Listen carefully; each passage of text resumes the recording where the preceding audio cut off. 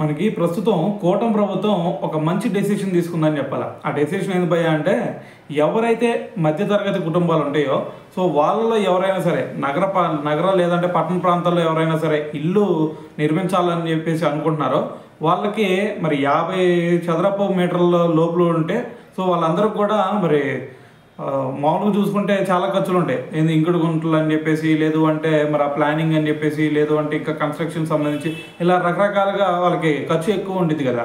So మరి ఆ ఖర్చును కొంచెం తగ్గించాలి అనే ఉద్దేశంతో ఇప్పుడు కూటమి ప్రభుత్వం ఏం చేస్తుందంటే ఈ 50 చదరపు మీటర్ల విస్తీర్ణంలో ఏదైతే ఉందో సో మరి దాని మొత్తాన్ని కూడా వీళ్ళే ప్లానింగ్ చేసేసి ఇచ్చేస్తారనమాట. సో దీనివల్ల ఉపయోగం ఏంది భయ్యా అంటే, దాదాపు ప్లానింగ్ అయినా సరే చాలా ఖర్చు అయింది కదా. ఒక్కొక్కళ్ళు 5,000 నుంచి 20,000 అలా తీసుకుంటారు కదా.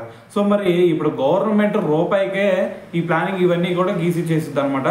సో దీనివల్ల మరి ప్రతి మధ్యతరగతి కుటుంబానికి దాదాపు 5,000 నుంచి 20,000 రూపాయలు అయితే మిగిలే ఛాన్స్ అయితే కనిపిస్తుంది.